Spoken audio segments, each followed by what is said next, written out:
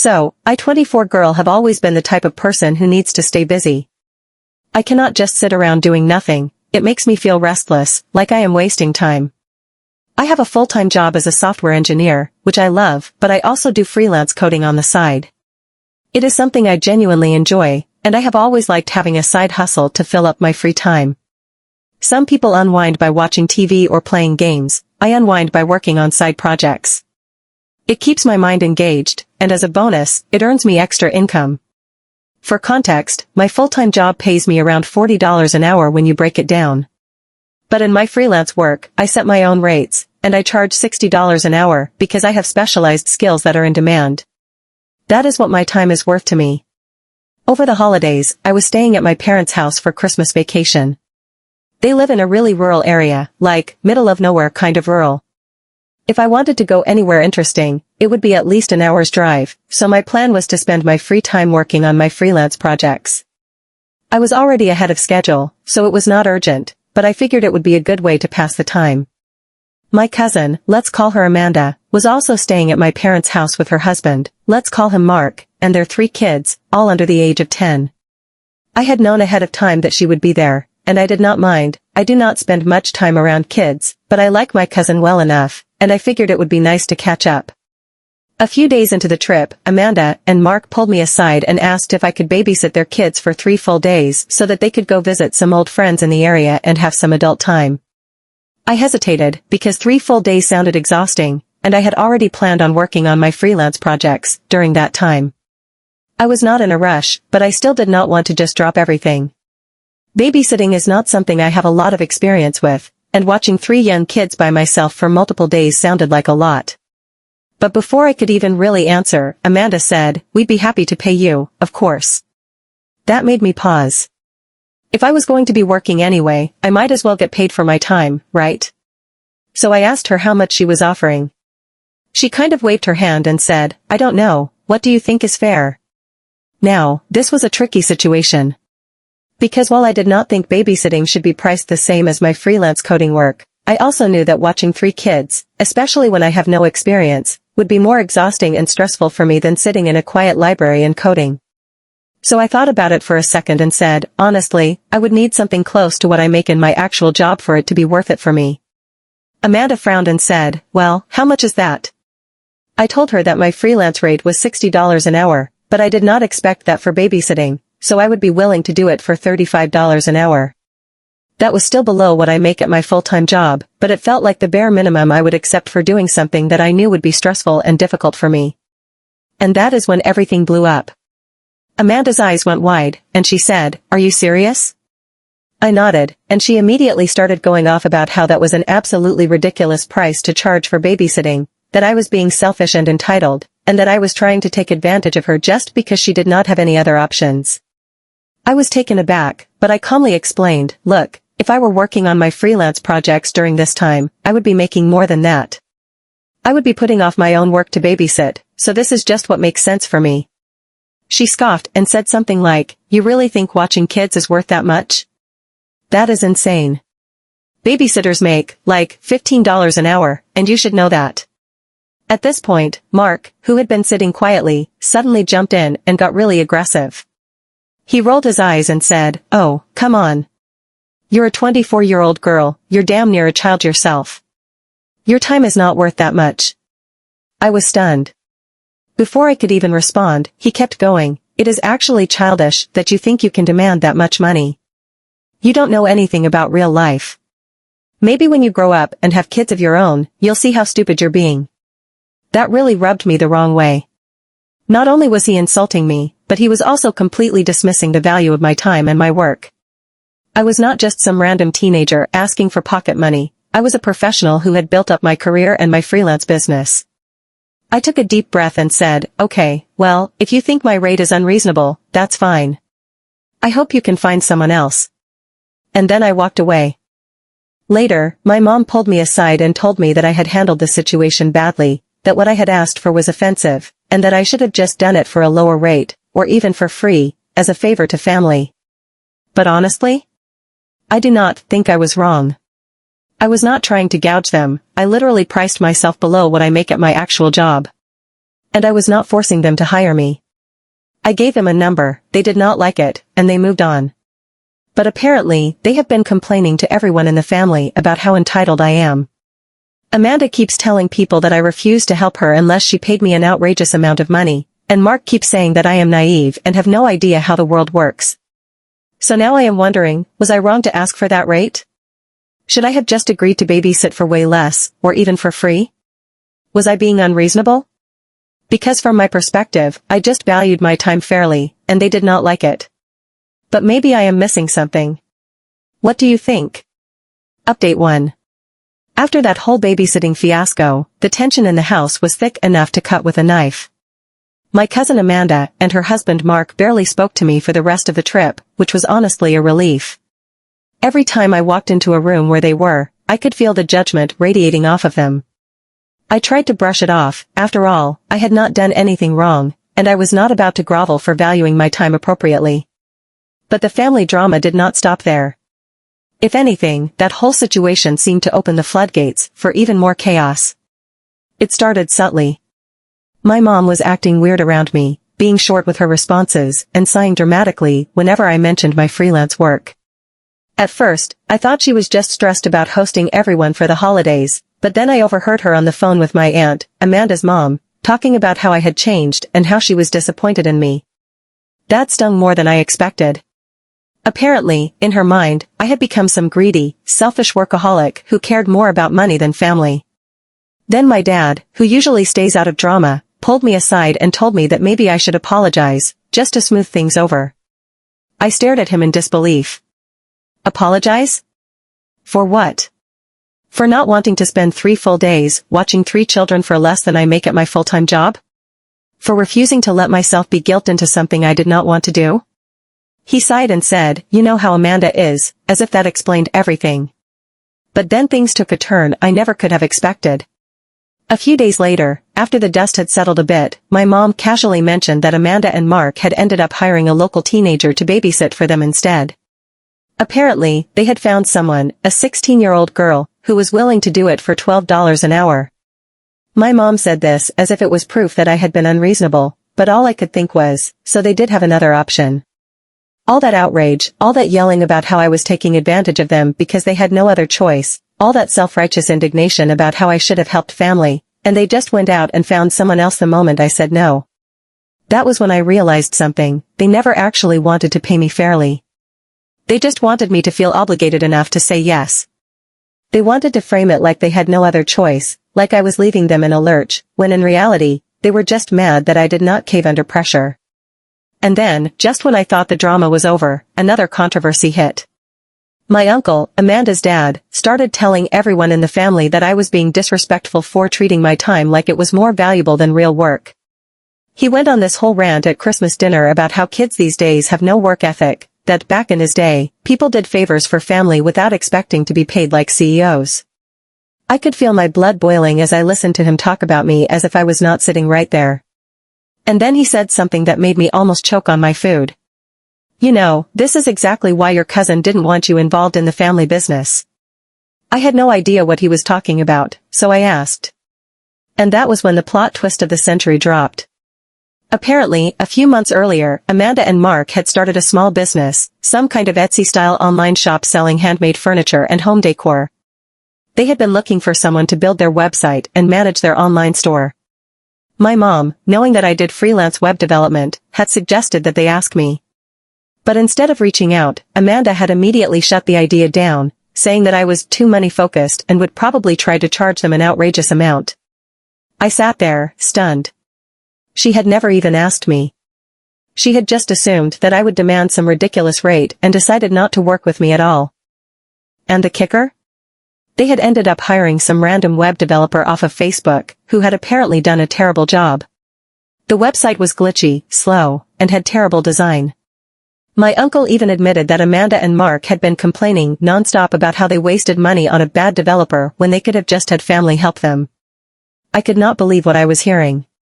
So they had a whole project they needed help with, one that actually aligned with my skills, and instead of even asking me, they just assumed I would be greedy and went with someone else. And then, when that backfired, they had the nerve to act like I was the one being unreasonable? It was such a perfect example of their entitlement. They did not want to pay fair rates for work, but they also did not want to accept lower quality results. They wanted family help, but only if they could get it for dirt cheap. And suddenly, everything about the babysitting argument made so much more sense. They had never been upset about the price itself. They were upset that I refused to undervalue myself. They had already written me off as selfish, so when I set a boundary, it confirmed what they already believed. After that, I completely checked out of the trip. I finished my stay, kept to myself, and left without so much as a backward glance. Since then, Amanda and Mark have continued complaining about me to the family, but I have decided I genuinely do not care. I refuse to let other people's entitlement make me feel guilty for knowing my worth. And the best part? A few weeks after I left, Amanda had the audacity to message me, asking if I could take a look at their website and see if there's anything I could do to fix it. Update 2. A few weeks after I left my parents' house, I got a message from Amanda. At first, I considered ignoring it, but curiosity got the better of me. Unsurprisingly, she wasn't messaging to apologize or make amends, she was reaching out because she and Mark were having serious issues with their website. Apparently, the developer they had hired had delivered something completely dysfunctional. The site was slow, full of broken links, and crashed constantly. Customers had been complaining, orders weren't going through properly, and they were losing money by the day. In short, they were desperate for help. The irony was almost too much to handle. After all that drama, after everything they had said about me, they still came crawling back when they needed something. And I knew, deep down, that they expected me to just do it as a favor. They thought they could frame it as a small, quick fix, something that wouldn't take me long and that I, as family, should be happy to do out of the kindness of my heart. But after how they treated me over the holidays, I wasn't about to let them off easy. I told Amanda straight up that fixing the site would take significant time and effort. It wasn't just a matter of tweaking a few settings, this was a full-on overhaul. And since they had already spent money on a bad developer, that meant I'd be cleaning up someone else's mess, which is always harder than building something from scratch. I gave her my rate, $60 an hour, my standard freelance price. I wasn't going to entertain any discussions about family discounts or guilt trips. If they wanted my help, they were going to pay for it. Amanda balked at the number. She tried to argue, saying that I should at least give them a family rate since they had already wasted money on a bad developer. I knew exactly what she was doing, trying to play the victim and make me feel bad. But I stood firm. After some back and forth, I finally said, fine. I'll give you a discount, $50 an hour. But that's the lowest I'll go. I could tell she wasn't happy about it. She still thought I was overcharging, but at the same time, she had no other options. Every other developer she had reached out to had quoted her even higher, and she knew that hiring another cheap amateur would just make things worse. So she reluctantly agreed. Over the next couple of weeks, I worked on fixing the disaster of a website they had. It was even worse than I expected. The original developer had used a bloated template with unnecessary plugins that slowed everything down. The payment processing system was set up incorrectly, meaning customers who tried to buy something were sometimes charged multiple times, or not at all. The inventory system wasn't tracking properly, which led to items being oversold. It was a nightmare. I put in the work and got the site running the way it should. It was fast, functional, and professional. Orders went through seamlessly, and customer complaints disappeared. The business started picking up, and Amanda and Mark finally had a site that actually helped them make money instead of bleeding it. But instead of being grateful, they immediately started complaining again. First, it was about the invoice I sent. Even though I had given them a discount, they still acted like I was robbing them. They went on about how they couldn't believe they had to pay that much to their own family. They kept making passive-aggressive comments about how I was really profiting off of them and how they shouldn't have to pay so much for something that family did. Then, somehow, the rest of the family got involved. I started getting messages from my mom, my aunt, and even some random extended relatives, all saying variations of the same thing. How could I charge my own cousin so much money? How could I take advantage of family like that? My mom even had the audacity to say that I should have just done it for free to make up for the babysitting fiasco. Make up for what? For not watching 3 kids for practically nothing? It was mind-boggling. I reminded them all that I had already given Amanda a discount. That I had charged them less than my usual rate, even though fixing their mess of a website was way more work than I had anticipated. That I had actually saved them money by preventing them from hiring yet another bad developer. But none of that mattered. To them, the simple fact that I had charged anything meant I was greedy. They started spreading this ridiculous narrative that I'd take advantage of family, even though I had literally just done a huge favor by fixing a broken website for less than my usual rate. At one point, my uncle, the same one who ranted about me being disrespectful, started saying that I had a pattern of overcharging family. When I asked what he was talking about, he brought up a time years ago when I had helped my mom set up her new phone and had charged her $20 for it. I had completely forgotten about that. My mom had gotten a new phone and was struggling to transfer everything over, and I had spent over 2 hours troubleshooting and getting everything set up. At the time, she had actually offered to pay me, and I had jokingly said, "How about $20, thinking she would laugh it off. But she handed me the cash and said it was worth it. Apparently, she had been holding on to that grudge ever since. It just kept getting more ridiculous. Someone else brought up how I had once helped my cousin's husband fix his computer and had asked for gas money since I had to drive an hour to their house. That, too, was now being framed as me being greedy. At this point, I realized it wasn't about the money. It was about control. They didn't actually care about the numbers. What they cared about was the principle of me not doing what they expected me to do. They wanted me to be the type of person who would drop everything to help family for free, no matter how much time or effort it required. The fact that I dared to set boundaries made me the villain. So I made a decision. I stopped helping them. No more free tech support, no more quick favors, no more discounts. If they asked for help, I either ignored them or quoted my full price. If they didn't like it, that was their problem. And guess what happened? They stopped asking. Eventually, Amanda and Mark stopped complaining about the money, because their business was thriving. The website I built was helping them make more sales than ever. They quietly paid my invoice and moved on. And as time went on, the rest of the family stopped bringing it up too, because they realized that I wasn't budging. I never got an apology. No one ever acknowledged that they were wrong. But I didn't need them to. Because at the end of the day, I got exactly what I wanted, respect for my time and my work. And if they didn't like it? Well, that was their problem. So, after all of this, the babysitting drama, the website disaster, the endless complaints from family, I've been sitting with it, thinking about whether I handled everything the right way. And honestly? I still don't know. I keep going over it in my head, wondering if I was really being unreasonable or if my family was just completely out of line. Because on one hand, I know my worth. I know what my time is worth. I know that the skills I have, whether it's coding or fixing a website or even just helping someone set up a phone, are valuable. I built my career on them. I built my freelance business on them. People outside my family don't hesitate to pay me for my time and expertise, so why should I undervalue myself just because I'm dealing with family? And yet, I can't shake the feeling that maybe, just maybe, there was a better way to handle things. The babysitting situation was the first domino to fall, and honestly, I didn't think it would become such a big deal. When Amanda and Mark asked me to babysit for 3 full days, I wasn't excited about it, but I was open to the idea, until they made it clear that they wanted to pay next to nothing. I don't know much about kids, and watching 3 of them alone for 3 days sounded exhausting. More exhausting than sitting in a library working on my freelance projects.